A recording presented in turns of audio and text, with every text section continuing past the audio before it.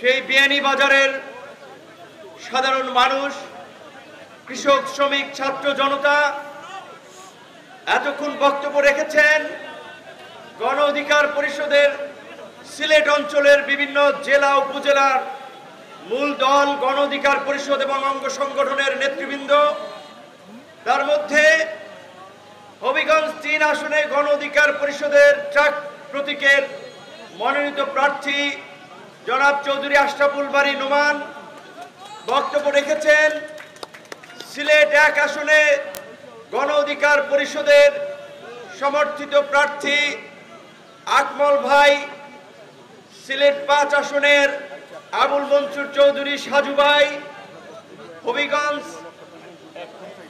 ১ আসনের আবুল হোসেন জীবন ভাই, এবং আজকে যাকে ঘিরে মূলত আমরা প্রথমবারের মতো বরাবর রাজনৈতিক দলগুলো যেমনি ভাবে তার নির্বাচনী কর্মকাণ্ড এবং সফর আনুষ্ঠানিকভাবে শুরু করে সিলেট থেকে, আমরাও সেই ঐতিহ্যের ধারা অব্যাহত রেখে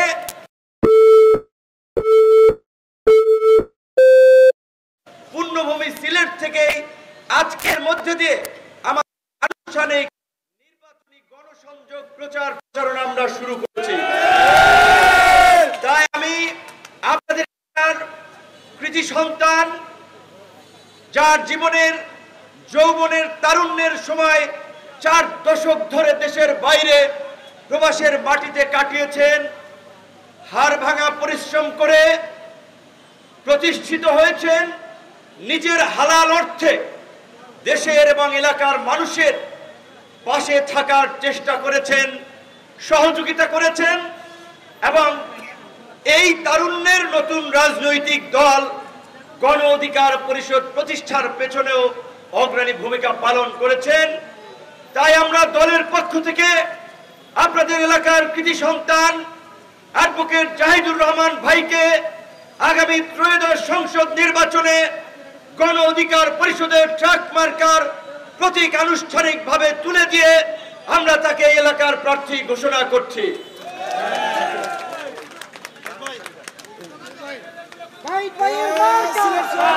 আমাদের কোন মার্কা আছে? মার্কা চড়ছে বলো সংসদে, নির্বাচনে, কৃষক বলে, শ্রমিক বলে। প্রিয় বন্ধুগণ, আজকের এই পরিবর্তিত বাংলাদেশের পেছনে যাদের রক্ত ঘাম লেগে আছে, যাদের ত্যাগের ফলে আজকের আমরা এই নতুন বাংলাদেশ পেয়েছি, ৭১-এর মুক্তিযুদ্ধ থেকে শুরু করে ২৪-এর গণ অভ্যুত্থান সহ এদেশের সকল। আচ্ছা, যমুনা টিভির এক ভাই বলছে একটু হেল্প করা, যে মিডিয়ার একটু ফুটেজ দিতে একটু হেল্প করেন সবাই। এই ২৪-এর গণ অভ্যুত্থানেও যারা নিহত হয়েছেন, সেই সকল গণতন্ত্রের সকল শহীদদের, আহত পঙ্গুত্ব বরণকারী, জীবিত থাকা আমাদের ভাই বন্ধুদের আজকের এই সমাবেশ থেকে আমরা শ্রদ্ধাভরে স্মরণ করছি, মৃতদের আত্মার মাগফিরাত কামনা করছি। আপনারা জানেন, এই বিয়ানীবাজারের মতো একটা উপজেলা থেকেও 7 জন আমাদের বন্ধুরা চলে গিয়েছে। আমরা স্মরণ করছি সেই তৈয়ব আলীর ছেলে শহীদ নাজমুল ইসলামকে, আমরা স্মরণ করছি কয়সর আহমেদের সূর্য সন্তান শহীদ সানি আহমদকে, আমরা স্মরণ করছি মকবুল আলীর সন্তান তাজউদ্দিনকে, আমরা স্মরণ করছি রফিক উদ্দিনের সন্তান শহীদ কারি মোহাম্মদ কামরুল ইসলাম পাবেলকে, আমরা স্মরণ করছি আলাই মিয়ার সন্তান শহীদ মিনহাজ উদ্দিনকে, আমরা স্মরণ করছি মোবারক আলীর সন্তান শহীদ গৌসুদ্দিনকে, আমরা স্মরণ করছি সুরাই মিয়ার সন্তান শহীদ হাসান আহমেদকে। এই 7টি শহীদ পরিবারের প্রতি আমাদের কৃতজ্ঞতা, আমাদের হৃদয়ে নিংড়ানো সকল ভালোবাসা, যারা এই বাংলাদেশের 24-এর গণ অভ্যুত্থানকে সফল করার জন্য যারা জীবন দিয়েছেন। আপনারা জানেন আমাদের যাত্রা, রাজনৈতিক যাত্রা শুরু হয়েছিল এই ফেসিবাদের উত্তাল সময়ে, এবং সেই আন্দোলন করতে গিয়ে এই মঞ্চে এবং মঞ্চের আশেপাশে আমাদের ছাত্র যুব গণ অধিকার পরিষদের অনেক তরুণ আছে যারা বারবার রক্তাক্ত হয়েছে, যাদের রক্তে এই পিচ ঝাড়া রাজপথ রঞ্জিত হয়েছে।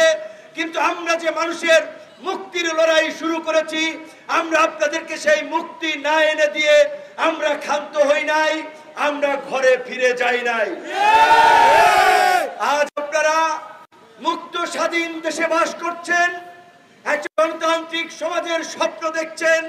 তাই আমরা বলতে চাই, এই গণ অভ্যুত্থানের সুফল জনগণের কাছে পৌঁছানোর জন্য, জনগণের অধিকার সুরক্ষিত করার জন্য আমরা যে হানাহানি, মারামারি, হিংসা, বিদ্বেষ মুক্ত একটা নতুন বাংলাদেশের স্বপ্ন দেখেছিলাম, যেই বাংলাদেশে রাজনৈতিক মত পথের পার্থক্য থাকা সত্ত্বেও দোকানে বসে কুশল বিনিময় করবে, মসজিদে গেলে বুক মিলাবে, মন্দিরে কিংবা পূজার মণ্ডপে শুভেচ্ছা বিনিময় করবে।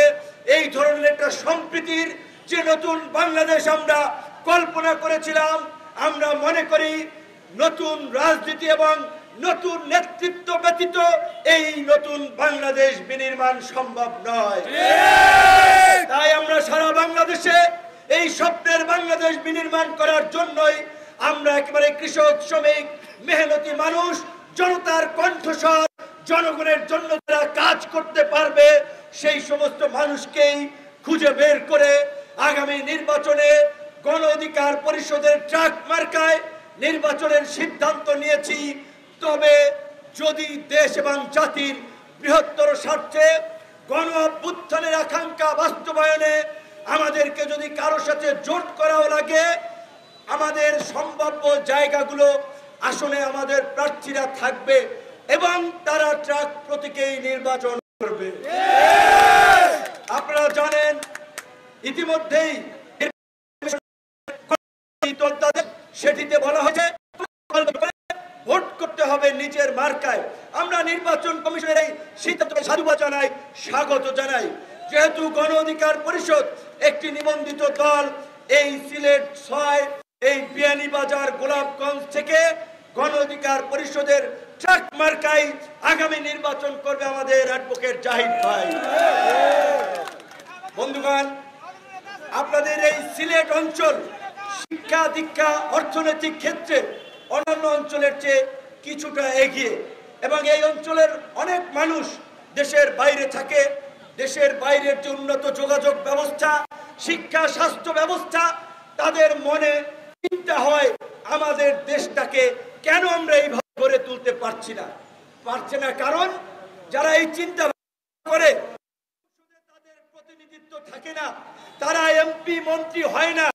তাই আমি মনে করি আপনারা যে সুযোগ পেয়েছেন এই বৃহত্তর বিয়ানীবাজার এবং গোলাপগঞ্জের মানুষের জন্য কাজ করার, একজন প্রতিষ্ঠিত প্রবাসী সজ্জন ব্যক্তিত্ব জাহিদ ভাই, তার জন্য সুস্থ শরীর নিয়েও আমি এখানে এসেছি।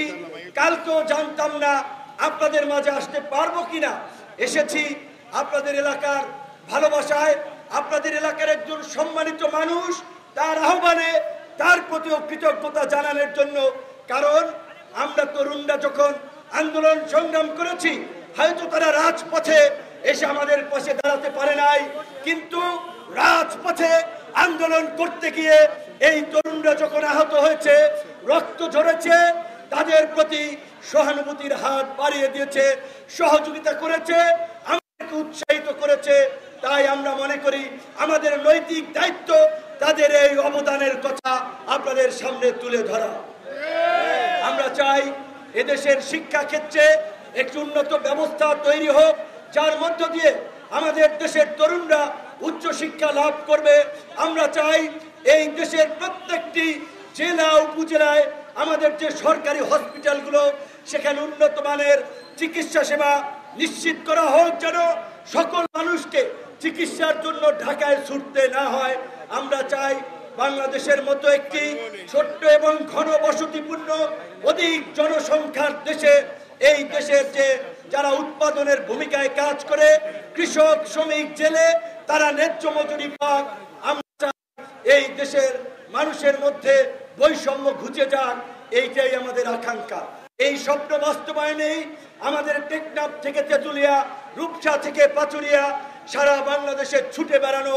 তবে একটা কথা পরিষ্কার বলে দিতে চাই, টেলিভিশন, পত্র পত্রিকায় আপনারা অনেক দেখেছেন আমরা রক্তাক্ত হয়েছি আন্দোলন সংগ্রাম করতে গিয়ে, কিন্তু এখন সময় আমাদের এই পরিবর্তনের সংগ্রামকে সাফল্যে রূপদান করার জন্য একটি ভোটের মাধ্যমে এই নতুন বিপ্লবকে সফল করা।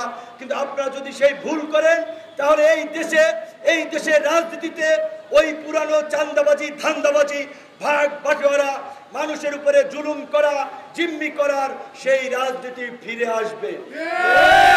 মাগরিবের আজান যেহেতু সন্নিকটে, একটি কথা বলে শেষ করতে চাই। আল্লাহ পাক বলেছেন, দুনিয়াতে যত বালা মুসিবত মানুষের হাতের কামাই, অর্থাৎ আমরা যেমন কর্ম করি তেমন ফল মিলে। আমরা যদি 500-1000 টাকা কারো পেয়ে যদি ভোট তাকে দেই, ওই রকমের প্রার্থী পাবেন। আর যদি এরকম সজ্জন ব্যক্তিদের পাশে দাঁড়ায়, আমি ব্যক্তিগতভাবে বেনিফিটেড না হলেও এই সমাজ উপকৃত হবে, এই দেশ উপকৃত হবে।